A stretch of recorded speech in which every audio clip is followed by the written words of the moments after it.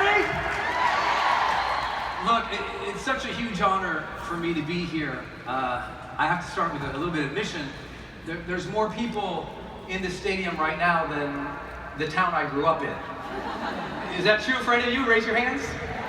Yeah, more people here than the town I grew up in. So it's not just an honor because Tony Horton, who's one of my heroes, introduced me, but because my name is Brendon Burchard, and I am a huge Beachbody fan, ladies and gentlemen. Tony doesn't know the story, but when I was broke and living in this crappy apartment after college, I mean, I was there with all you guys. You know, I was doing P90X. Every time I see Tony, I can't think of anything other than the little towel I had in front of me, and I'm running around. Just keep your head straight. Let's get it. Come on, Tony. Give me, Tony. No, I'm trying to run out. So I'm a huge fan of everything that you do, every opportunity that you all have to grow your business, for your family, for your friends, to help solve this problem that we have around the world. As Carl talked about, we got a burning building and so many people are struggling with health problems, and you have this very unique skill set, very unique set of products, very unique opportunity to change the world. And I see it every single day. So I just want to start off first and foremost celebrating you, congratulating you, thanking Beachbody for having me here, and let's kick some butt today. You ready? Say yes? Let's do this. I've been blessed with 60 minutes with you here today, and what I'd like to share with you is the 5 personal musts for motivation and success. If you're not a note taker, become one right now. I'm going to share with you 5 ideas, and for me, many of these ideas, you're going to hear them and you go, Brendon, that's common sense. But you already know, working with your clients, your friends, your family, the people around you, you already know this. Sometimes common sense is not common practice. And that's why so many potentially great people fail to ever reach their full potential. They're not doing the fundamentals, which everybody here knows they struggle with. They struggle with eating the right things, moving the right ways, treating their families in the right way. You know the fundamentals, we forget them. And so these 5 musts, maybe they're not earth-shattering for you today, but I promise you, if you will live them, they'll transform the quality of your life and your family's life and your team's lives. I know it for sure. So I'm going to just jump right in because I think it's so important to get to these points today.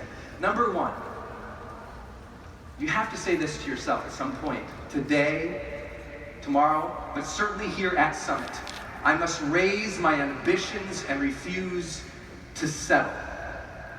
No duh, talking to a very ambitious group. I get it. But I've also been blessed to travel the world and work with the highest level of performers in the world. I'm a certified high-performance coach.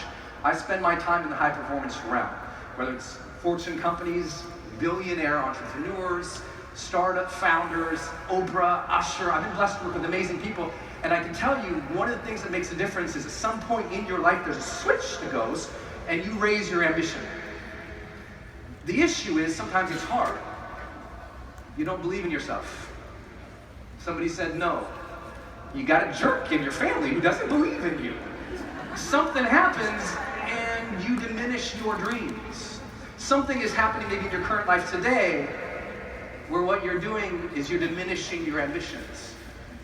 But I like to tell people, never limit your vision based on your past or your current circumstances. There's a dream that's bigger than you, a mission that's bigger than you, that you need to reach out to for your family, for your friends, for your difference in the world. If you want to go to another level, you have to raise your ambitions to another level. Raise your hand if that makes sense. You got to raise your ambitions to another level. It's just hard based on maybe where you came from.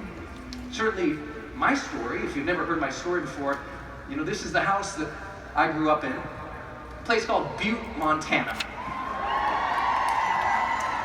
Got some Montanans here? A place called Butte, Montana. Montanans joke, and only Montanans can make the joke, that it's also Butt, Montana. And we call it Butt because sometimes, now I love it, it's where I grew up, but it was a hard town. This is a picture of me when I went back in college to check it out, and the house was always falling apart. My two parents, working full-time between the two of them, really struggled to raise us 4 kids. We were slightly below the poverty line when I was growing up. My dad and I were always climbing up on the roof or putting one other piece of rock underneath that little pillar that held up that part of the roof. It was always leaking and always broke, and it was a hard time. And I remember one winter the heat went out in our house. I was little. I was like maybe, 6, 7 years old, and the heat goes out. Which, look, anywhere else in the world sometimes, when the heat goes out, it's an inconvenience. When the heat goes out in Butte, Montana, it's life-threatening in the winter. Because we'll get 20, 30 below zero, and that's not even counting wind chill factor. It's freezing. Heat goes out, but Mom and Dad, they can't afford to fix the heater. So we gotta wait 2 weeks until my dad gets the paycheck to fix the heater. All these people are coming in and they're trying to fix the heater and doing their best, but they can't fix it, unfortunately. And so my mom, being resourceful like a lot of you have been just to get here, a lot of you really struggled and fought and worked your asses off to get in this room here. So real quick, would you all celebrate each other for the hard work it took to get in this stadium? Matter of fact, if you're happy that your friends are here, would you turn to the person to your left and your right, grab their shoulders, shake them, and thank them for being here. Grab them, shake them, thank them.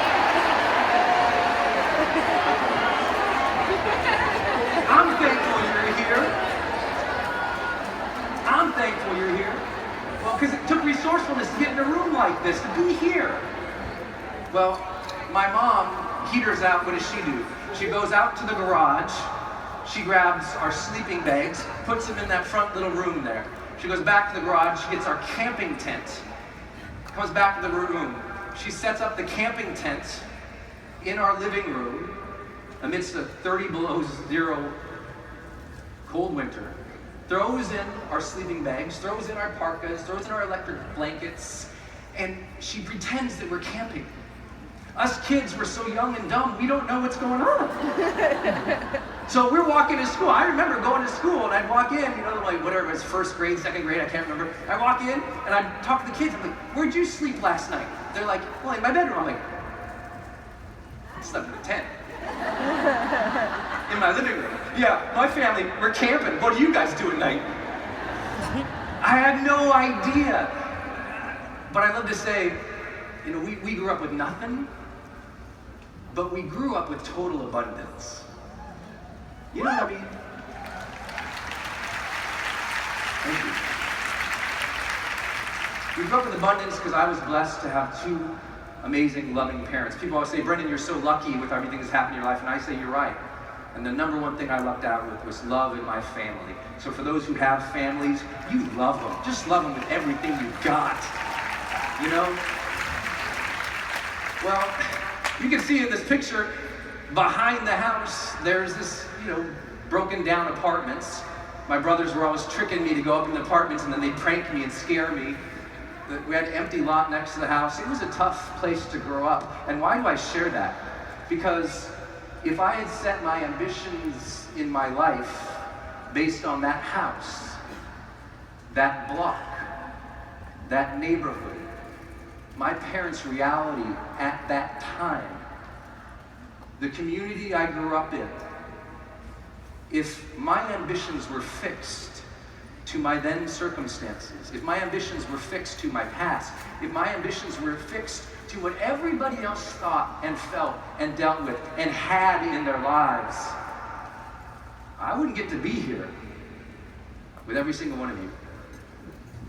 There's something that happens. It's a transformation moment. Many of you already had it in your life where you said, I'm ready to go to a new level. And some of you are going to make that decision here today. But there's another level for you that's required for you to reach because of your family, your goals, your dreams, the mission you want to serve. Every one of you someday will make that decision to go to another level, and that ambition will change your life. It was the ambition to not just get outside of my town, but to give back to my town, to grow and to give so much bigger. I would never have gotten to be here. I would have never gotten to meet people like this. Me, a kid from Butte, Montana. And don't worry, if those guys are too liberal for you, I also got those guys. Bill Gates and George Bush. I never imagined that I'd get to hang out and work with media moguls. That's Ariana Huffington and Steve Forbes. My big childhood dream, the people who made a big difference in my life, who I wanted to meet, I never knew I'd get to hang out with these guys. I never knew. Kid from Butte, Montana. I would never have had the ambition to say, I want to work with the most influential people in the world. I never had it. I wouldn't have had it if it was based on where I came from, or my college, or my friends. I certainly never would have gotten to work with Ms. O. You know? Some of you know one of my most famous, probably high-performance clients, my main man, Usher. Oh man, if you want to talk about high performance and another level ambition, you got to hang out with him. He's unbelievable. Unfortunately, I haven't learned his dance moves yet, but someday. I got to meet the man who changed my life so significantly. Many of you know him. We lost him 2 years ago, and it's the late, great Wayne Dyer. And he changed my life. Because my ambition wasn't fixed to my past, I got to meet other people and have them on my stages at High Performance Academy, what I do. People who just, they changed my life. They were so inspiring. I don't know, like this guy. I love this picture of he and I. We have so much fun together. Look, I'm the biggest Tony Horton fan out there. I know many of you guys are too. Make sure you take his online course. It's Living Large. It's amazing. And Tony he really is who he is. And if you've met him, he's kept his humility, his hard work ethic, and his deep compassion and care for all of you. He's so amazing. I got to work with and have in my audience who I didn't even know was going to be there, someone who I deeply admire and respect. You know that, Chalene Johnson. We have so much fun too. I was at her event just cracking up, having so much fun. I mean, what I love about Chalene and Tony is with both of them. They're so driven, and they have high ambitions, and not just for you, but for themselves and their family, for me even. They both raise my game as much as I try to raise them, and I love hanging out with them. I mean, you're hanging out with Tony Horton or Chalene, you never know what they're going to do. They're going to surprise you because they always got a big dream for you. They're going to challenge you to do something. You could be hanging out with Tony Horton, he'll just walk along and be like, boom! Swing on y'all.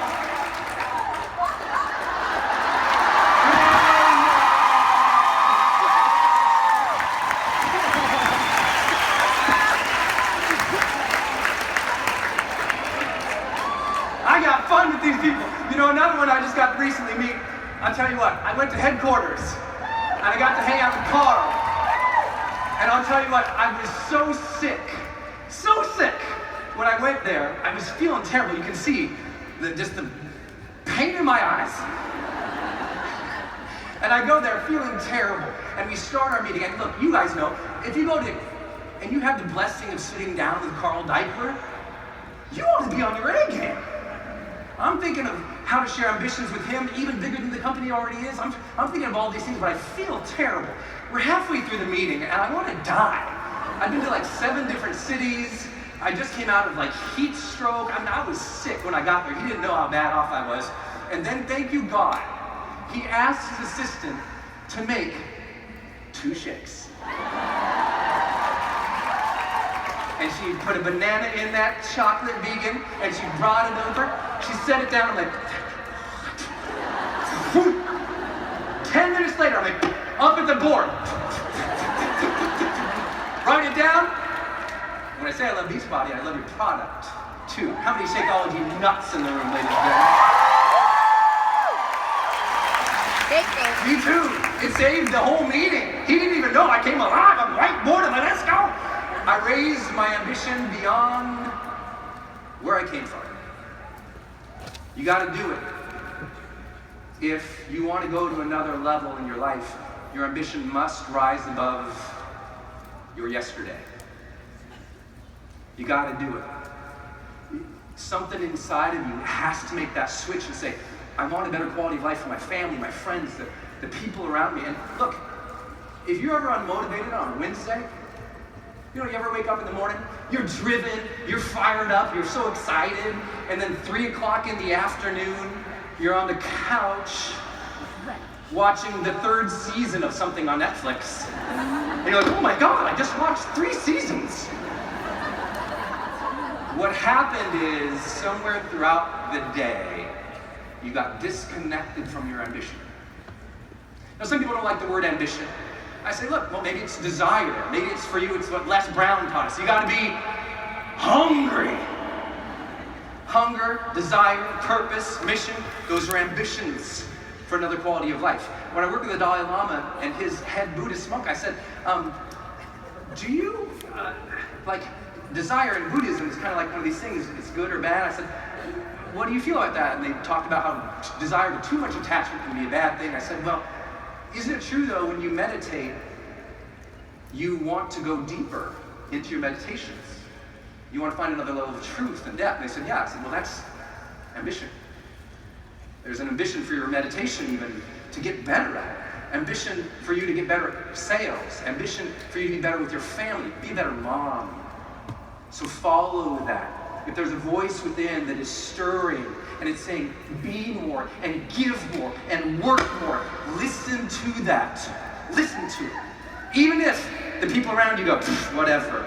Even if the people around you don't get it, listen to that ambition. Because when you listen to your ambition and you chase it, things change for you and your family.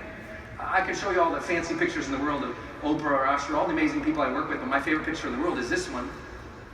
It was my first seminar. And we kind of had a little theater night there, and that's my dad and my mom in the picture, and it's my favorite picture of all time. And I would lose my dad to leukemia just 2 years after this picture, 3 years after this picture. And to know that I followed my dream to something, and then I got to take care of my parents towards the end of their life. I know some of you had that blessing and some of you didn't, but I can share with you, raise your ambition for your family and do the work. Raise your ambition for your family and do the work. Can I get an amen on a Friday, ladies and gentlemen? Take care of the family. Second big idea I have to share with you is I must live each day with intention. Live each day with intention. Because you know what's so hard is you want to set that big ambition, but then you don't feel like you have permission to do it. So you're not intentional each day. Like, permission's a big challenge for so many people with this concept of ambition. I don't feel like I'm ready. I don't feel like I'm ripped enough. I don't have six-pack abs. Who am I to do this for my community? I'm not in the best shape. I'm not the best, smartest person. And you diminish yourself and you diminish your ambitions because you don't feel like you have permission. And some people wait their entire lives to ever activate fully their full powers because they feel like they haven't had permission. And some of you, be honest, how many of you ever struggled like you didn't feel like you were ready enough, right enough, deserving enough to pursue your dreams fully? Has anyone ever felt like that? Woo! Yeah, it's okay. Raise your hand. Be honest. If you're still waiting for that permission here at Summit, give it to yourself. No one else will ever do it for you. No one else will ever do it for you. If you need the help with it,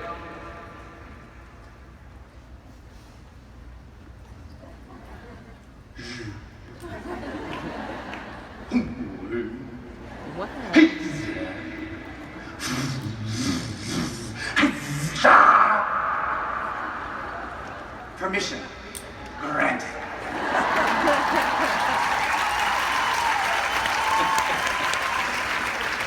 I was blessed to get permission to chase my ambitions and have more intention each day by a car accident. Sometimes life gives us permission to pursue something more. If you don't know my story of intention, it was when I was a 19-year-old kid. I had a good upbringing, as you heard. But then I met a girl in high school. We fell in love. We had that annoying kind of high school love. We went to college together, shared a car at school together, everything was good, and then about halfway through halfway through the first semester of college, she discovered beer and other boys, and she cheated on me. We thought we were gonna get married. That was my first infatuation, my first love. We lived in the same dorm together. We went to classes together. Everywhere I went, there she was. And then she broke my heart. And by the end of my freshman year of college, I became depressed and then suicidal. And I know some of you have been there before. You know, my identity was so tied up in that relationship. Sometimes when a relationship falls apart, you fall apart. And that was my story. I couldn't get out of bed. I couldn't go to class. My friends would come by and try to motivate me, but I couldn't even operate in the world. I couldn't go to class because she was there. I didn't want to hang out with my friends because she was there. I didn't want to do anything because she was on my mind. And so I planned, ultimately, to run away, because that's what we do when it's hard. And so I became suicidal, and then one day I happened to open up the school newspaper, and there was a full-page ad there, and I'll never forget it. The marketing kind of changed my life. I never thought about it that way until later. But I opened up the school newspaper, and there was a full-page ad in color, and it was a white sandy beach, a perfect turquoise blue ocean, a bright, beautiful sky, a palm tree, and across the top of the ad it said, "Escape."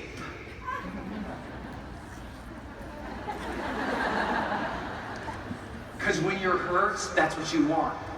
And I was like, oh, I want to escape. And it said, summertime jobs in the Dominican Republic, students needed.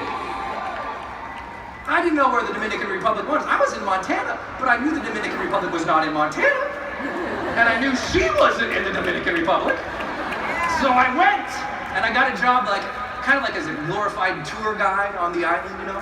And, you know, we just take people around the island and things like that. And then one night, Kevin, my buddy, and I, we hop into a car to go back to the place we were staying. We drop off a client, it's real late at night, hop in this car, and start flying down this new road they just paved. And here we go down this road, flat road, nice road, and we're going 85 miles an hour down the road. And I remember all the windows were down, and that beautiful Caribbean humid air is flying in. On the radio is a song by Tom Cochrane called "Life is a Highway." Oh, yeah. I want to ride it all night long. I'm singing it. We're singing this song out like life is coming back into me after all this depression. I'm feeling the humid air, the energy, the music, the movement. I'm just feeling alive. And then we came upon a corner that, at least here in the United States, would have had a big yellow sign. U-turn arrow, 15 miles an hour. Watch out. Sharp corner ahead, slow down. New road, at the time a developing country, no sign. We round the corner at 85 miles an hour, and that corner became the turning point that brought me here today. We go into the corner, Kevin grabs the wheel. "Brendon, hold on!"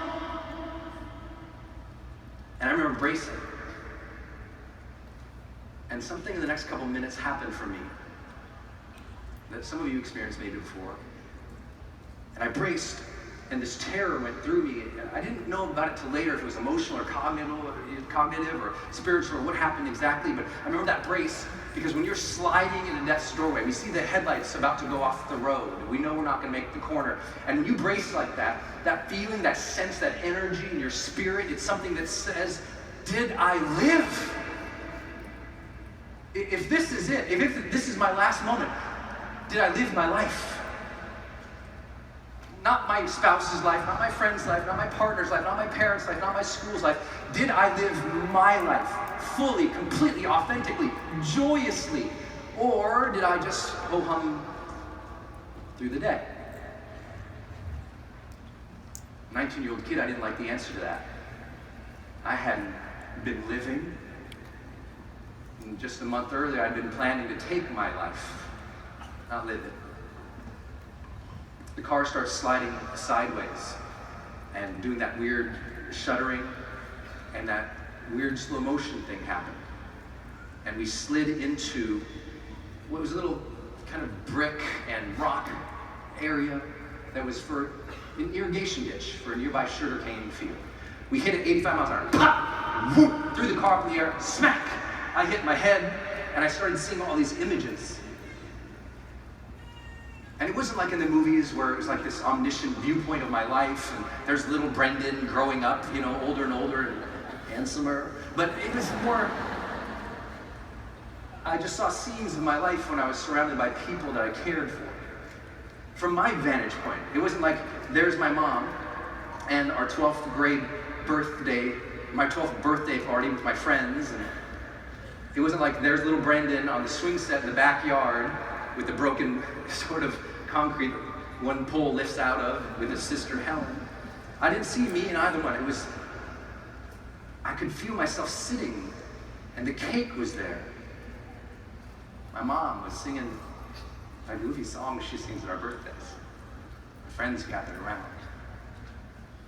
I felt myself on the swing. Looking over, and I saw my sister next to me, just swinging and smiling. This feeling of ka-chunk, ka-chunk, ka-chunk, which happened because we had that backyard swing set and that one pole that always comes out in the backyard swing set. You know what I'm talking about? And what you end up seeing at the end, at least I did, was the people that you love. Moments from your life when there was love there. It makes you ask, did I love? Did I love openly, honestly, and completely? Or did I shut down my heart because one time I got hurt? That's what happened for me. I got hurt. Did I love? I hadn't felt my heart in months. You know, sometimes when we get hurt, we build up these walls and we get proper and we get stoic and we get strong in some ways to keep the people out. So we build up the big barriers to keep people out, the bad guys out, so they can't hurt us anymore. But sometimes when we build that barrier to keep out the bad guys, who can't get in? The good guys. The good guys. Sometimes in our own self-protection, we block out the very thing we so desperately desire. Did I love? I hadn't felt my heart. The car flipped several times off the highway, hit the ground, rolled several times. I got knocked completely out. When I came to, Kevin is screaming at the top of his lungs, "Brendon, get a car, get a car!" I looked over, his eyes are wild, and his head is open with a huge gash and blood everywhere all over his body, and he scrambles outside the driver's side window. I freak out. I don't know if the car is on fire. I don't know why he's screaming. I'm in shock. I go to get outside my window, but I can't. The door is smashed. There's no window. The whole car is smashed on top of me. And all I got is this hole in front of me that used to be the windshield. And I still feel today pulling myself through the windshield of this car. And standing up. And Kevin's screaming at the top of his lungs, bleeding everywhere at the side of the car. And I feel like I'm going to pass out. And I look down, I'm standing on the crumpled hood of the car. All this blood is on me, coming out onto the floor, or onto the hood. And I feel like I'm gonna pass out, and this fear hits me as this young kid. Realizing that life can end. And I remember just looking at it, and he's screaming, and everything is going in slow motion. And there's blood going off the hood of the car, and I just remember feeling like this was it. And I saw the blood going off of my toes, and I just thought, did I even matter? Was there a reason I was here? Was there a purpose to something? I saw the blood going off. I felt like I was going to pass out. And there happened to be a glint, a sparkle in the blood at the end of the hood, a reflection in the blood that was going off, and it made me look up. And there was this bright, big, beautiful moon that night. I hadn't even seen it. And I felt something. I felt like, all of a sudden when I saw it, that I was going to be okay. And as I looked up, if this fear had come down earlier, this kind of faith came up. because I felt something, and I felt like the big guy had reached down from on high, this little kid in the Dominican Republic on his hood, bleeding to death, and said, "You're gonna be all right." It's what I felt like at the moment I got life's school ticket. A second chance, like the big guy had reached down to that young kid and said, "Here you go, kid. Life's school ticket." A second chance. It's time to live because you can still live and you can still love and you can still matter. But now you know the clock is ticking.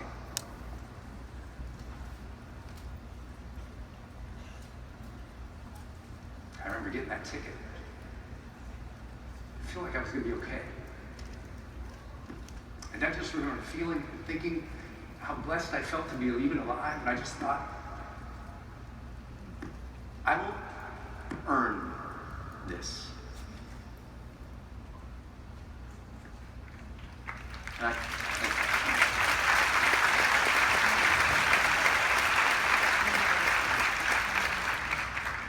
I got that. I got that second chance. I felt it. I passed out, got knocked out. First group of people who came through found me and Kevin. You know, humanity's story right there. First group came through, robbed us. Second group came through, saved us. Humanity. We both survived. We're both okay. We're both still living. Lots of cuts and bruises and broken bones and terror and fear, but two kids, we got out, we survived. But I tell the story because at the end of our lives, we're all going to ask questions to evaluate whether or not we're happy with our life and how it turned out. I just say, real intention, if you're going to live each day with intention, you can't live each day with intention unless you know how you're going to evaluate your life at the end. So I say, maybe tonight, you just bust out a journal and you just say, what questions would I ask at the end of my life to see if I'm happy with the answers? My questions ended up being, did I live? Did I love? Did I matter? 21 years later, even last night, when I go to bed every night, I say, did I live today? Did I love today? Did I matter today? And it's that intention that brought me here. It's that intention that made me have a life that was fully alive and heart-centered and focused on a mission of making a difference. But you got to find your own questions.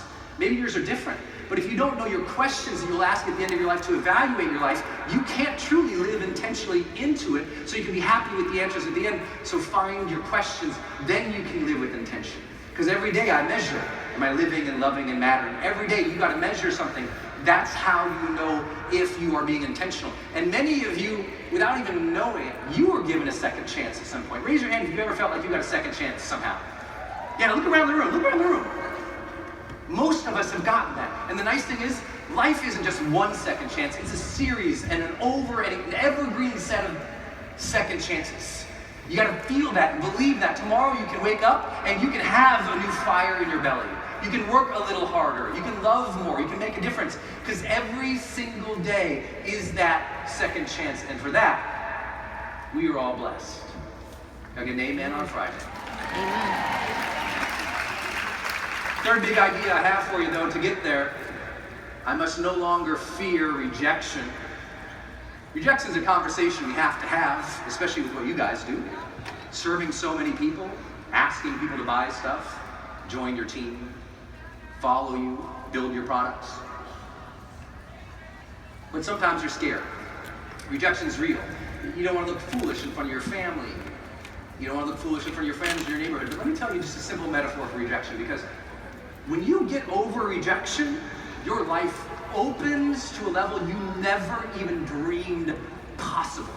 When you just do your thing, and it's you, and it's authentic, it's live, there are no apologies anymore.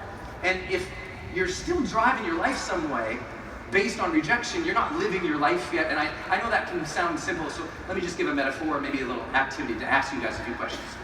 How many of you have ever been rejected in a way that it wasn't just like a casual rejection? Someone rejected you and it hurt your feelings in such a way you became different, you behaved different, it hurt your identity, we would say. Has that ever happened? Raise your hand. And look all around this arena. We've all been rejected somehow. How many of you ever had that happen, let's say, by 3 different people? 3 different people rejected you in a way that shaped your future or shaped who you became. 3 different people, raise your hands. If I went out to lunch with you today and I sat you down, I said, tell me 5 people who have maybe hurt your feelings or shaped your identity in that way, such a significant rejection. How many of you could easily name the 5 people? Raise your hands. Okay. Notice what's happening in the room here. How many of you would know, right at the top of your head, there were 7 different people. Remember, it wasn't casual, it was a big rejection. Raise your hands. Okay. How many of you just know right off the bat? 15 different people. Raise your hands. 20. If you're sitting next to someone who just raised their hand, give them a big hug, would you do that? But we had in an arena very few people. You saw people raising their hand. Shout out, what number was the average number in this room? 3, 5? 3, 5? Okay, well let's double it. Let's say there were 10 people who rejected you.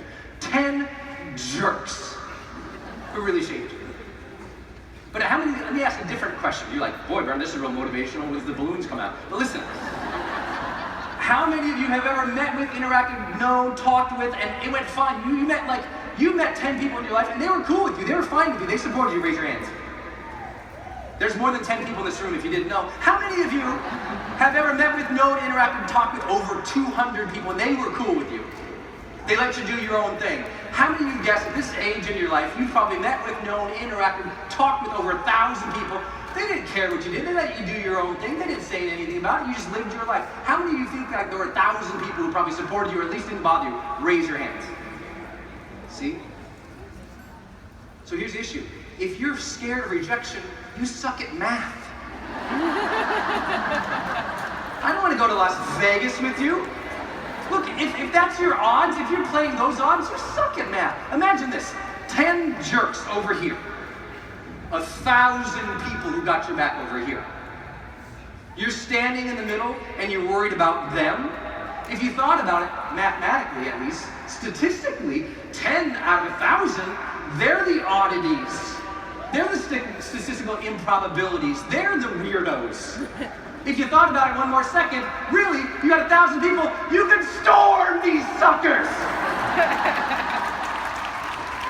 You got more people who got your back than will throw something at it.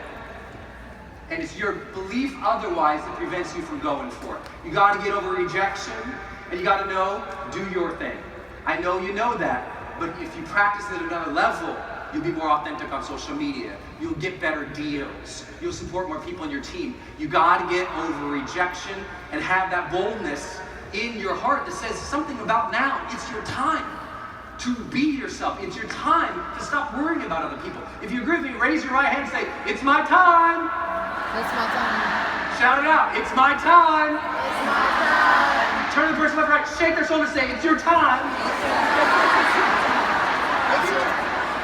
Number 4, for your notes, write it down. Oh my God, I forgot about this. Some of the leaders in this room who I'll talk to you this afternoon, you took a survey. The survey gave you 6 scores related to high performance. If you guys want to see what your courage score is related to what you do in this industry, follow those instructions right now. Just open your phone and open up your text, open up a new message, type that phone number in, 818-492-1802. And then in the body, just type Beachbody. And what you will get back from me in a minute or a couple minutes is a link where you can take a professional assessment that usually costs $200 to take. We enabled it free last night. It's free.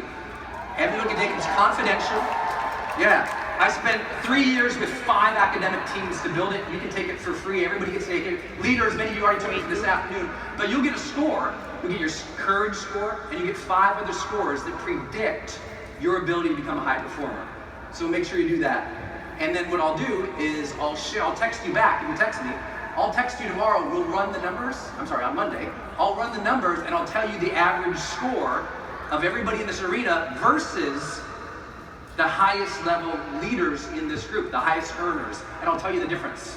But I can't do that unless you text, okay? And don't worry, you can opt out of my text anytime by replying stop, right? That's how a lot of my dating experience, someone's just like, stop, don't bother me, Brendon. Don't text me anymore.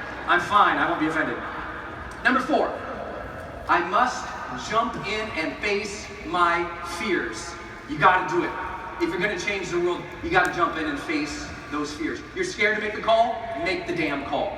You're scared to ask for it?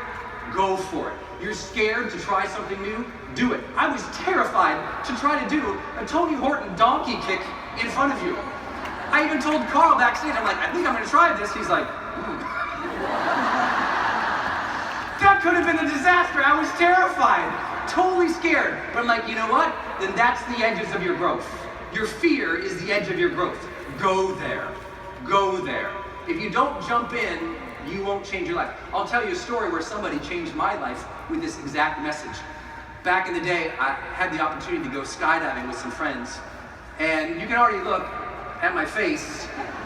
I think I'm the least enthusiastic guy there. I'm kind of looking at it like, we're gonna do what? And they're like, we're gonna go skydiving. So I remember, we pull up in the middle of nowhere, Arizona, in an SUV with me and my bunch of friends, and we pull up, there's a barn where the hangar is, where they got the plane, this little plane, and then there's a bar. And I get up in the SUV and I go, I am not getting out of this SUV until I see which building the pilot comes out of. We go to the barn and they train us how to do it, and it's so simple. They're giving instructions, telling us how to do it, and check your equipment, do all these things. But I'm so nervous and fearful because I hate heights. I can't hear anything they're saying. Sometimes you can't hear, when you're scared, and I can't hear anything. And I'm just scared and I'm nervous, and we get in there, and I remember we get in the plane, we go up, and this is about 5,000 feet in the air. We're gonna go to 13,000, okay? We're about 5,000, 6,000 feet in the air, and that's the fakest smile of any picture. If you wanna know my fake smile, that's it. Terrified.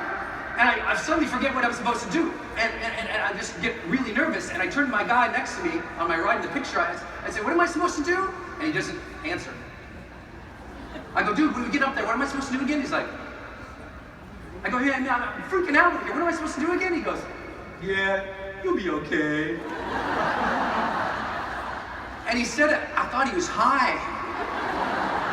And I start shaking with him, hey man, he goes, no, look, Brendon, easy. 5,000, pull. 5,000, pull. I go, what do you mean? He goes, and what he's motioning towards the big wristwatch we have called the altimeter.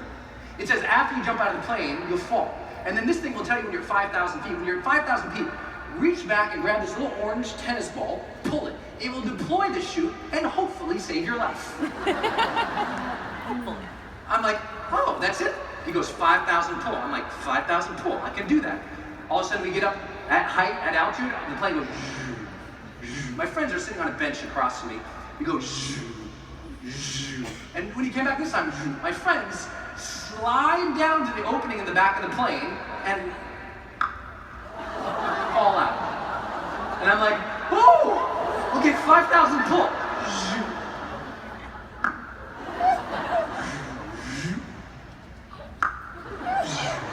Just watching your friends fall to their death. And I start freaking out. I'm like, oh! And he goes, next one we go. I'm like, oh, I don't know. He says, we go, 5,000 pull, you got this. I'm like, I got this. And hey, look, I've been to the seminars. I'm a motivational speaker. I've worked with and mentored and talked with Tony Robbins. I know what to do. We start sliding down the bench to the end. I'm like, yes, yes, yes, yes, yes. We get to the door, and he goes, 1. And I'm like, yes, I can do this, 5,000 pull. 2, I go, he goes, 3, and I go, no! And he throws me out of this thing. Oh!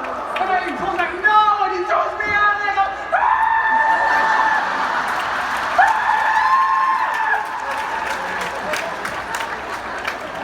I'm screaming at the top of my lungs, oh yeah! And then you are falling. 200 miles an hour. You are falling. I'm screaming. I love this picture. You can see me screaming through my legs. Looks like I pooped my pants.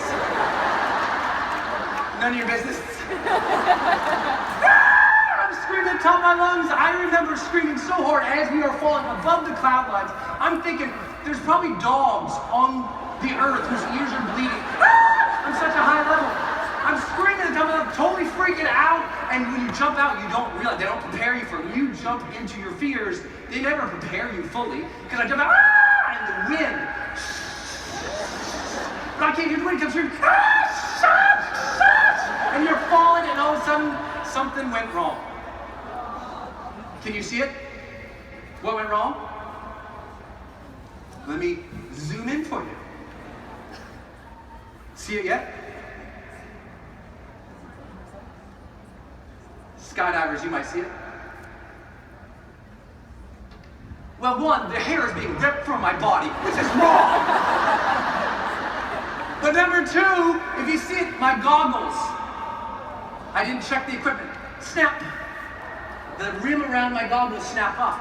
Not a big deal unless you're falling at 200 miles an hour because the wind caught the thing. I fall, ah! Poof, ow, ow, the thing's drilling a hole through my head. I'm screaming at the top of my lungs. I forget what I'm supposed to do. And you see now Buddha, the guy on top of me, suddenly gets serious. Look at the serious look on his face. And he's pointing towards the ground like, hey kid, you might want to do something soon, or you're gonna hit that. But I'm screaming, I'm like, ah! I don't know what I'm doing. So as a good coach would do, gives a gentle reminder, he goes to grab my hand and show me my altimeter, but the problem is I'm screaming around like Gumpy, and when he grabs my hand, it catches the wind and it goes,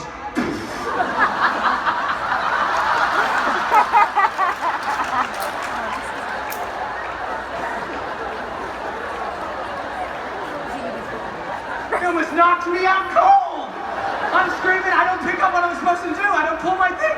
So he gives me another gentle reminder. Hits me twice. And I go, oh! And then I reach back, I grab the thing. Boom, I'm like, 5,000 pull. I reach back and I grab this thing, right? And I go to pull it. And before I show you the picture of pulling it, let's do a little interlude to tell you about fears, okay? Because if somebody had sold me this friggin' commercial, I would have jumped out. I wouldn't have dialed that 800 number. I wouldn't have tried to get the extra clothes racks. I wouldn't have asked for the bonuses. I wouldn't order rush shipping because this commercial would not be something I would buy from. Could you imagine the commercial for this? You roll up, you get there, they tell you kind of what to do, you get a plane, you kind of forget what you're supposed to do. He's like, 5,000 pull, 5,000 pull. I can do that, no problem, 5,000 pull. Watch your friends, watch your friends, watch your friends. It's your time, okay, here we go. Yes, yes, yes, yes. Get to the door. 1, no, 2, no, 3. Ah! Ah! Ow! Ow! Oh God! Oh God! And then reach back and plug.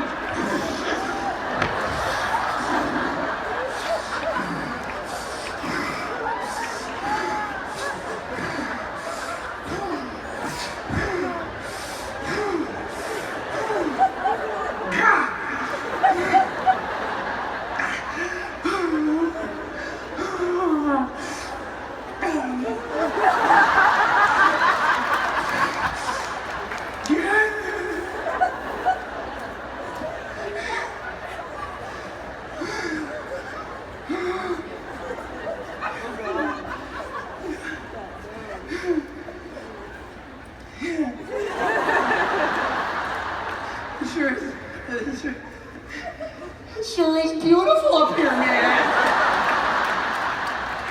It's beautiful. Oh my God, it's awesome. It's so beautiful. It's beautiful. It's the most beautiful thing I've ever seen. And we start going down, and we're just getting about to landing, and around here he goes, lift your legs, Brendon. Lift your legs, Brendon. I go, why? He goes, so you don't break them. Good tip. I lift my legs, land in the ground, and my friends, they always joke, after we did it, we were all standing around celebrating. They call this, I jumped in my fears, they call it the hero shot. But now the best part of the story. We're all talking around, celebrating, and we all think we're cool. I'm like, I can't believe I did that, oh my God. And my guy comes up to me, the guy with all the pictures I just showed you on a CD. And he goes, hey, here's all the pictures. I go, you guys had a photographer? He goes, yeah, he was the guy who jumped out immediately before you. You didn't see him? I'm like, no. And he goes, hey man, are you okay? I said, yeah. He goes, because you were really screaming up there. Yeah, I go, he goes, well, what do you, let me ask you, man, what do you do?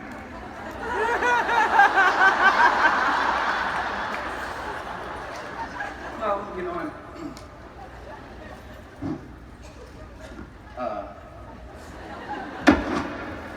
I'm a motivational speaker.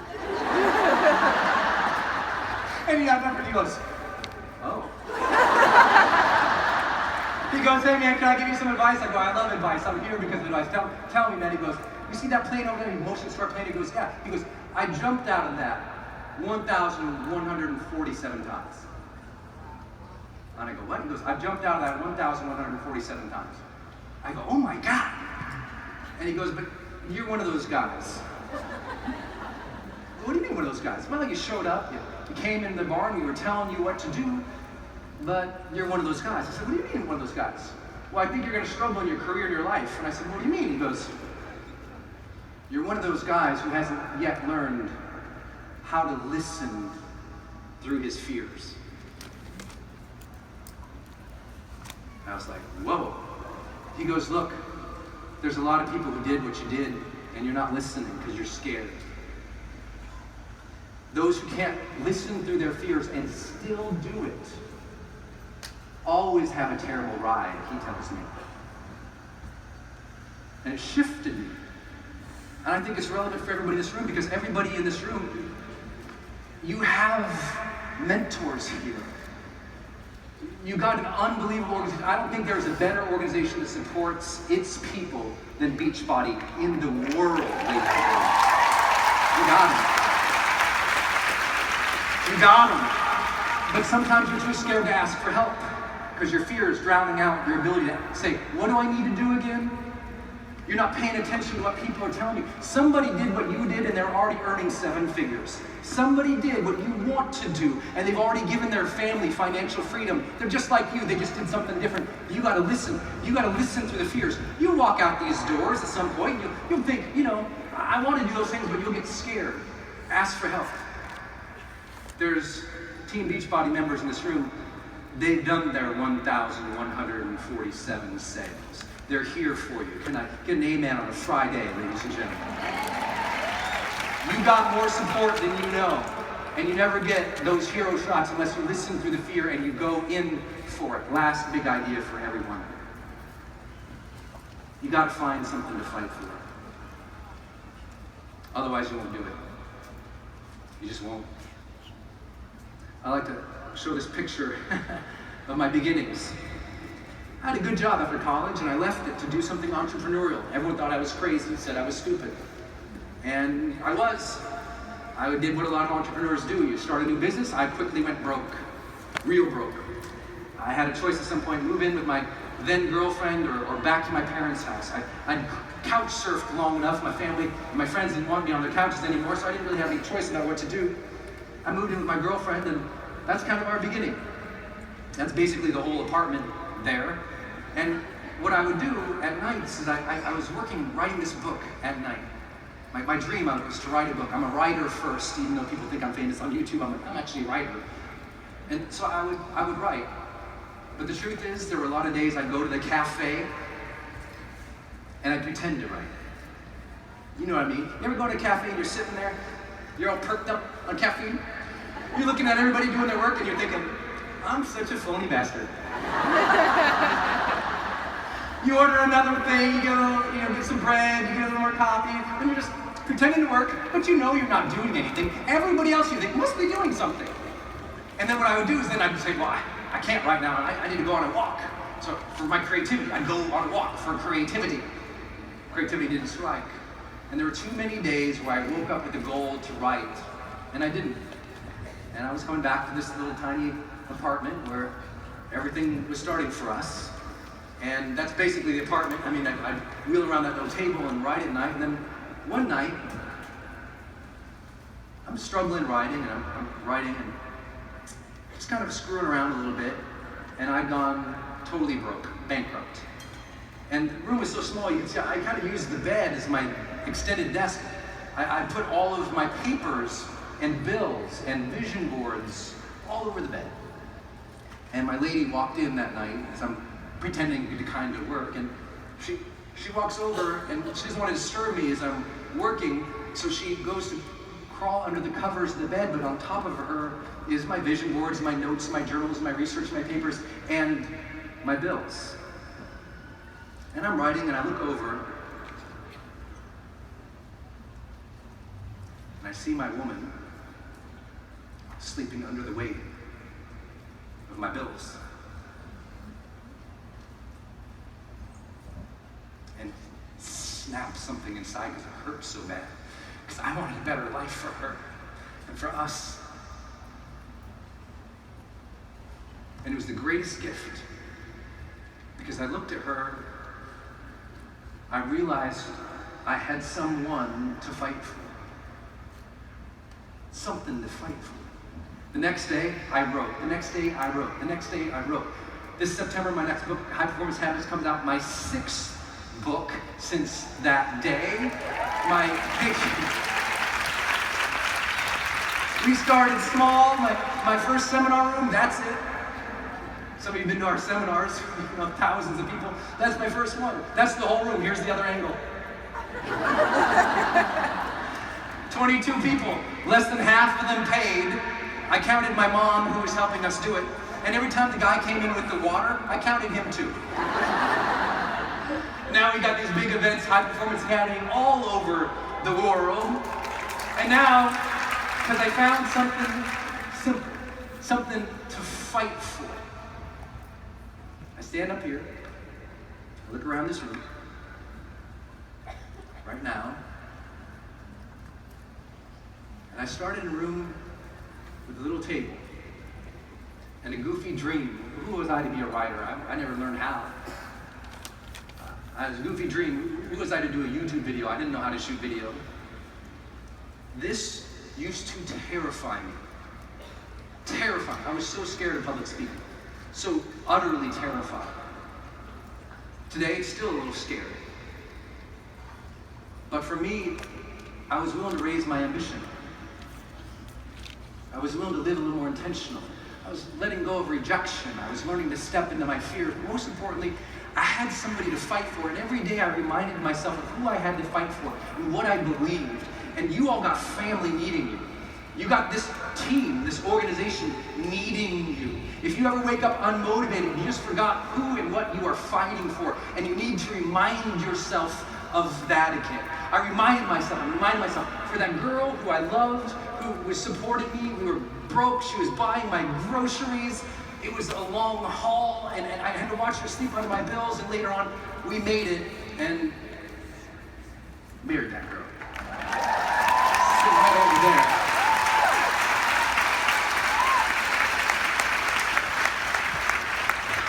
I said at the beginning, you're all going to walk at some point in your life and make that switch where you allow yourself to go to another ambition. You're going to decide, commit, and succeed. You're going to make that decision because your family needs you, and someone needs you, and your mission needs you, and this organization needs you, and your team needs you. So if you will take that in for just a moment and allow yourself to dream that bigger dream again, and then you walk out these doors all around this building, walk out today and tomorrow, and then when you get home, walk out the doors of your homes or your organizations or your offices every single day. Walk out and allow yourself to dream again. Have intention for having an extraordinary life for your family, for your friends, for this organization. Allow yourself to put yourself in front of rejection. Address those fears. Move towards it. Allow yourself to believe in your heart that you've got something to fight for. You've got this blessed opportunity today to go do something amazing that no one else has. Carl and the rest of the team, they say it right. This is a unique opportunity. This is a powerful moment in your life. So set those ambitions high and then walk out this door and walk out the doors of your homes for the rest of your life and earn this. Beachbody. Thank you very much.